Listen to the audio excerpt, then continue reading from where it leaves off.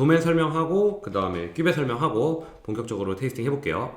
테라비타비늄 되게 좀 이름이 특이합니다. 보통은 뭐 도멘 머시기, 뭐 샤또 머시기 이러는데 여기는 그냥 테라비타비늄이에요. 거기 라틴어로 토양, 생명, 와인을 의미하는 뜻이라고 합니다. 인위적인 요소를 최대한 배제하고 자연의 유기체를 중시합니다. 와인 애호가였던 자산관리자 남편 루익 부히영과 10년 넘게 와인업계에 종사했던 아내 베네딕트 뿌띠는 본인들의 와인을 만들기로 결심하고 앙주에 위치한 와이너리를 인수합니다. 물려받고 이런 게 아니고 이제 자기네들이 돈 벌어가지고 와이너리를 인수한 거예요. 와이너리 하고 싶어가지고. 총 40헥타르 중 30헥타르만 포도를 재배하고 있으며 레드 품종으로 가메, 까베르네 프랑, 화이트 품종으로는 슈낭블랑, 샤르도네, 사바냥이 있습니다. 사바냥 품종은 소량이지만 쥐라의 전설적인 와이너리 프랑스와 갸느바의 포도나무를 심었습니다.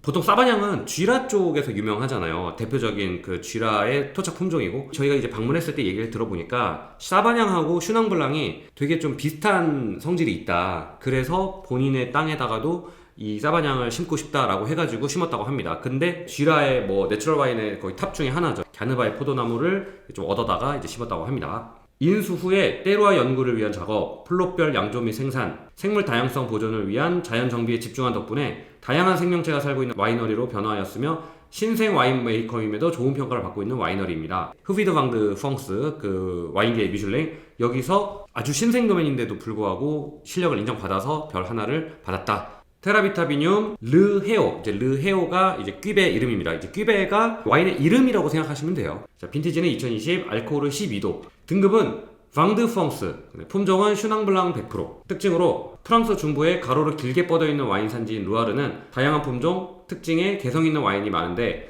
이번에 소개할 와인은 앙주 소미르 지역으로 주로 슈낭블랑으로 화이트, 까베르네 프랑으로 레드 와인을 생산하고 있습니다. 르헤오는 앙주 지역의 슈낭블랑 100%로 약 30일 치명을 거친 와인으로 기존 화이트 와인과는 또 다른 매력을 지니고 있습니다. 이 30일 치종 때문에 AOC 앙주를 못 딴 거예요. 화이트 와인에서는 그래도 조금 긴 치명 기간이거든요. 슈낭블랑 100%로 했음에도 불구하고 AOC 앙주를 못 달고 그냥 방드 펑스, 그냥 가장 낮은 등급으로 그냥 출시를 한 거예요. 요즘 생산자들은 그런 거 신경을 안 쓰니까 크게 뭐 상관없죠. 시음 30분 전 미리 오픈하기를 추천하며 살짝 차갑게 서비스하시면 더 맛있게 즐기실 수 있습니다. 초반부터 농익은 과실향, 자몽, 배, 모과, 레몬, 라임 등이 기분 좋게 올라오며 살짝 구수한 견과류와 꿀향도 은은하게 보여줍니다. 입안에서는 가볍게 들어오지만 은은한 유질감도 느껴지며 중간 정도의 산도를 보여줍니다. 치명에서 오는 가벼운 타닌감도 피니쉬를 좋게 해줍니다. 이게 이제 조금 다른 화이트 와인하고 비교되는 좀 복합미를 좀 줄 수 있는 그런 특징인 것 같아요. 시간이 지나면서 슈낭블랑 품종 특유의 모과향이 강하게 올라오고 입에서는 과실 뉘앙스가 더 꽉 차게 느껴집니다. 중간부터 서서히 올라오는 산도가 와인의 여운을 길게 해줍니다. 테이스팅 한번 바로 시작해 보도록 하겠습니다. 색깔을 한번 보죠. 좀 진한 노랑이라고 보면 될 것 같아요. 좀 이제 오래된 와인인가 싶을 정도로 좀 진하긴 해요. 헷갈릴 수 있겠죠, 이런 걸 블라인드로 가져가면. 요거는 이제 그 마세라시용 치명 작업 때문에 이제 요렇게 색깔이 좀 진해졌다라고 보시면 되겠습니다. 향을 한번 맡아볼까요?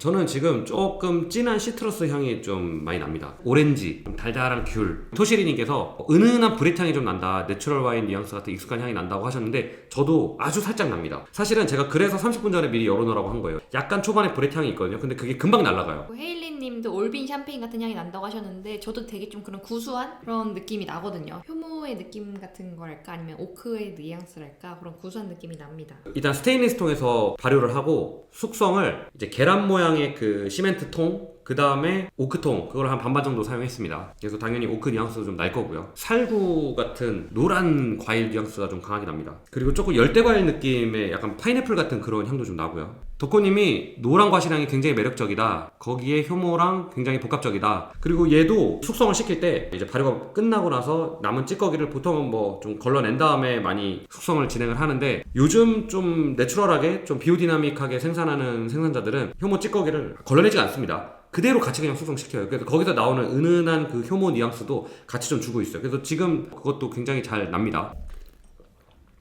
주스를 먹는 느낌이에요. 오, 나 지금 그 얘기 하려고 했어요. 주스? 저도 아주 깨끗한 과일 주스 먹는 느낌이 확 나고요. 약간 좀 오렌지랑 살구랑 약간 망고 섞어놓은 그런 좀 주스 맛이 진짜 나요. 굉장히 프레시하고요. 슈낭의 특징은 분명히 갖고 있는데 조금 다르게 만든 거예요. 좀 생산자하고 얘기를 좀 나눠봤더니 왜 이렇게 치명 길게 했어요? 굳이 안 해도 되잖아요. 그랬더니 자기의 때로와를 더 좀 강화하고 싶었대요. 그냥 화이트 와인처럼 만들어도 되는데 좀 치명 작업을 더 해서 자기네들의 때로아를 더 잘 보여주고 싶었대요. 그리고 좀 더 복합미도 더 주고 싶었다고 합니다. 토시리님이 자몽같이 기분 좋은 쓴맛도 잘 느껴진다. 유질감하고 꽃향이 확 다가온다. 그 꽃향 중에서도 되게 진한 그 노란 튤립 같은 그런 꽃향이 좀 나는 것 같아요. 지금 나는 약간 알코올이 튀거나 아니면은 조금 너무 기름진데 아니면 너무 좀 달달한데 하시는 분들은 더 칠링을 하는 거를 제가 추천드려요. 왜냐면 이 와인은 복합미가 있는 와인이기 때문에 차갑게 해주면은 더 살아나는 와인입니다. 네, 참고를 좀 해주시고요. 그러함님이 처음에는 모과 향이 많이 나는데 시간 지나니까 과실향에 꿀 비슷한 향이 같이 나서 좋다. 원철님은 약간의 유질감이 느껴진다. 황금사과 색 같다. 늦게 따서 디캔딩하면 어떨까 생각 중입니다. 괜찮아요.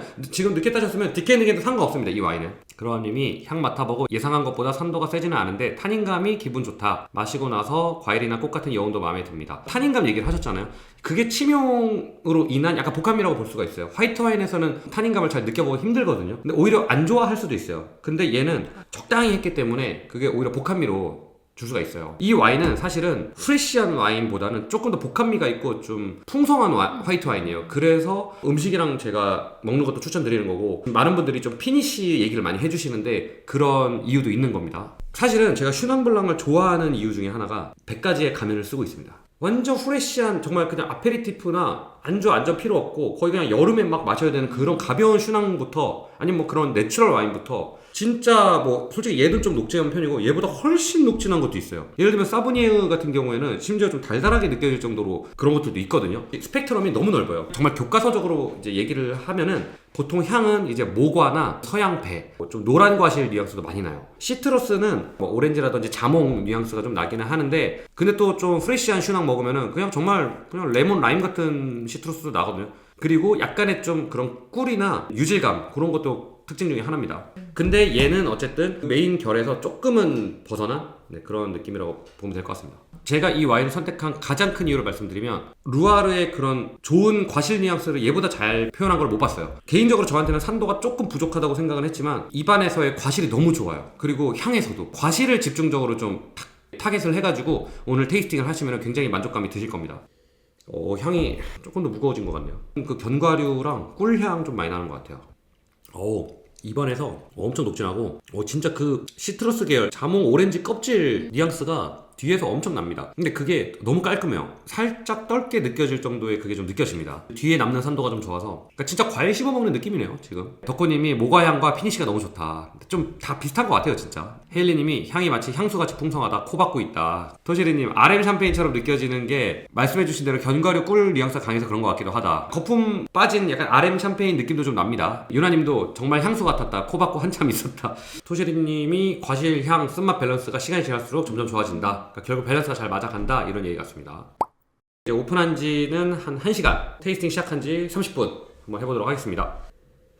조금 온도를 좀 낮추니까는, 그리고 시간 좀 지나니까는 과실 뉘앙스가 좀 더 강해지고 있어요. 불과 좀 전까지만 해도 견과류 꿀 이런 뉘앙스 많이 났었는데 그것보다는 좀 더 과실향이 많이 나는 것 같아요. 살구, 복숭아, 모과, 배 요 정도 뉘앙스가 지금 좀 많이 나는 것 같습니다. 그러니까 솔직히 제 기준에서 산도는 좀 부족한데 완전 과일 주스 같아 진짜. 아까부터 많은 분들이 좀 그런 쓴맛이나 타닌감을 좀 얘기를 해주셨는데 진짜 그것 때문에 뒤에 약간 이렇게 계속 좀 여운이 많이 남아요. 이게 알코올이 12도밖에 안 되거든요. 근데도 피니쉬가 꽤 깁니다. 목에 좀 열감도 아주 살짝 느껴지고, 그러니까 피니쉬가 너무 좋아요. 평소에 그런 선입견을 깨는 근데 매력적에서 계속 손이 가는 그런 느낌인 것 같아요. 여러분들도 좀 잘 요거를 기억을 해두시면 좋을 것 같은 게, 치명을 한 30일 하면은 요런 느낌이 나는구나. 특히 입에서 이제 그거를 딱 기억해 주시면은 또 다음에 다른 와인 마실 때, 특히 아니면 뭐 오렌지 와인 같은 거 마실 때도 도움이 많이 되실 거예요.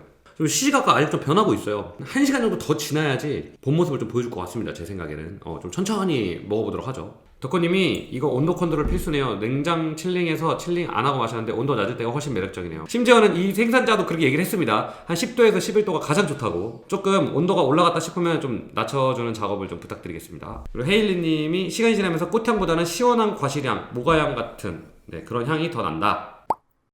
오픈한 지는 1시간 반, 그리고 이제 랜서 테이스팅 시작한 지 1시간 테이스팅 한번 해볼게요. 향이 좀 차분해지고 과실향하고 꿀이나 그런 뉘앙스, 조금 무거운 향들이 살짝 이렇게 결합되는 느낌이에요. 되게 꽃향도 많이 올라오지 않나요? 그래서 아까 많은 분들이 좀 향수 같다는 얘기를 많이 해주셨는데 진짜 꽃향도 좀 많이 나는 것 같고, 어쨌든 다른 화이트 와인보다는 조금 진하다. 지금은 오히려 마시기가 좀 편합니다. 분명히 녹진 한데 이렇게 막 부담스럽지가 않아요. 입에서는 엄청난 변화라기보다는 그 좋은 과실 뉘앙스가 계속 유지가 좀 되면서 이 치명에서 오는 약간의 쌉싸름한 맛하고 좀 탄닌감도 계속 남아있고 좀 정돈 되고 차분해지는 느낌? 지금 입안에서는 굉장히 좀 동글동글해요. 그 와인 자체 산도가 굉장히 좀 높진 않습니다. 딱 진짜 중간 정도 산도인데 마시기 되게 편할 거예요. 근데 또 뒤에 남아있는 산도가 좋아가지고 과일 먹고 났을 때 딱 그 느낌. 정말 과일 껍질하고 산도 그 두 개가 끝에 잘 남아있어서 그러니까 요런 와인이 또 좋은 게 이제 복합미가 있으니까 한국에 뭐 맵고 짜고 단 거 또 이겨낼 수 있거든요, 이런 와인들은. 그 와이너리 갔다 온 사진을 또 좀 보여드릴게요. 여기가 입구입니다, 입구. 자연을 좀 중시하고 자연을 너무 좋아하시는 게 느낌이 나더라고요. 그 와이너리의 전경입니다. 그래서 여기가 이제 거주하시는 주택이고 여기가 양조장입니다. 생각보다 커요. 40헥타르 중에 30헥타르를 이제 포도를 재배를 하니까는 꽤 생산량이 됩니다. 발효는 다 스테인리스 통에서 양조를 해요. 헤일리님이 10헥타르는 재배를 왜 안 하냐고 하셨는데 다른 작물을 재배를 하던가 정원이나 이제 그런 거 생산자 말로는 포도밭 말고도 이제 다른 거를 막 심어가지고 도면 안에 자기만의 그 생태계를 만드는 게 본인들의 약간 드림? 그런 게 있습니다, 생산자들이. 요게 숙성실입니다. 계란 모양의 시멘트, 요쪽은 오크통. 그래서 양쪽에서 다 숙성을 진행한 다음에 이 두 개를 블렌딩하는 이렇게 숙성을 하고 있습니다. 되게 다양하게 숙성을 진행을 하고 있어요. 생각보다 오크통이 좀 많이 있었죠. 창고입니다, 창고 와인. 네, 굉장히 커요. 정리가 잘 돼 있고 되게 깔끔합니다. 일단 데메테르 요거 받기 힘듭니다. 이거 비오디나미의 거의 최고의 인증 마크인데 이걸 또 가지고 있습니다. 요게 또 중요한 포인트예요. 좀 감동 네. 포인트였어요. 감동. 원래는 지금 이렇게 하나 둘 셋 넷 네 개 쌓여있잖아요. 보통은 그냥 이렇게 생긴 바구니를 써요. 그래서 그냥 막 담아요. 그냥 얘네는 이거를 일일이 다 층을 다 줘가지고 안 다치게끔 하는 거예요. 이거는 바구니 무게도 훨씬 무거운 거잖아. 이거를 만약에 다 들려면은 훨씬 손이 많이 가고 더 힘들고 와인 만들 때 이 포도 수확이 가장 중요하거든요. 근데 거기에 뭔가 하나라도 더 신경을 쓰는 모습이에요. 그런 거 자체가 생산자의 노력, 그 다음에 열정을 좀 느낄 수가 있는 부분이에요. 그리고 여기도 그 유기농에 대해 진심이다 보니까 포도나무 보면 좀 특이하실 거예요. 이렇게 되게 엄청 높거든요, 포도나무가. 높고 이제 막 좀 지저분하게 네, 느껴질 이렇게. 수 있는데 일부러 이제 가지치기를 안 한다고 합니다. 오히려 가지치기를 하는 게 포도한테 스트레스가 될 수 있어서 그냥 자연스럽게 위로 자라는 걸 그냥 놔둔대요. 때루아에 있는 이제 돌들 가져와서 이렇게 했습니다. 이렇게 굉장히 다양한 토양을 가지고 있다라는 걸 보여주는 거예요. 자, 그럼 페어링 한번 해보도록 하겠습니다. 이거는 일반 김밥, 여기는 치즈김밥, 여기는 닭봉입니다. 김밥이랑 잘 어울려요. 좀 상큼하게 바뀌는 것 같아요, 와인이 좀 더. 사실 김밥이랑 와인은 생각 잘 안 하잖아요. 생각보다 화이트 와인하고 진짜 잘 어울립니다. 이거 잡채랑 잘 어울릴 것 같습니다. 잡채랑도 진짜 잘 어울릴 것 같아요. 생각만 해도 맛있을 것 같아요. 전 닭이랑 좀 더 좋은 것 같아요, 개인적으로. 이게 와인의 맛을 뭔가 그대로 가져가면서 좀 풍부하게 해주는 느낌? 이 와인 에티켓도 한번 설명해 주시죠, 교장님. 이 지도예요, 지도. 여기에 노랗게 이렇게 이쪽에 해놨잖아요. 이 와인을 생산한 포도가 있는 포도밭입니다. 다른 큐베를 보시면은 다른 곳에 이렇게 찍혀 있어요. 지금 오픈한 지 한 2시간, 그 다음에 레전 테이스팅 한 지는 1시간 반. 지금 향 좋지 않나요? 부드럽게 뭔가 이렇게 기분 좋게 향이 나고 있고요. 향이 좀 예뻐요, 지금. 과일 바구니인데 옆에 꽃을 막 이렇게 데코를 해놓은 그런 게 좀 생각이 납니다.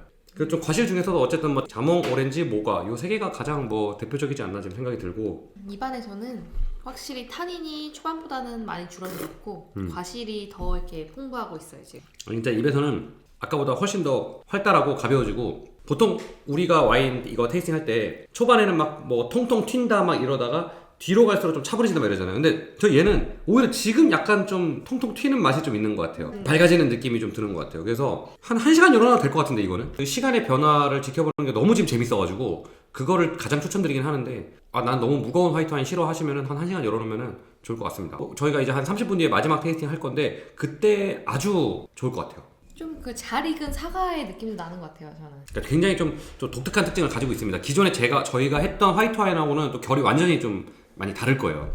정말 과실이 넘치는 화이트 와인이에요. 과실이 넘치는 화이트 와인. 마지막으로 테이스팅 한번 해볼게요. 테이스팅 한 지 2시간. 오픈한 지는 거의 2시간 반이 넘었습니다.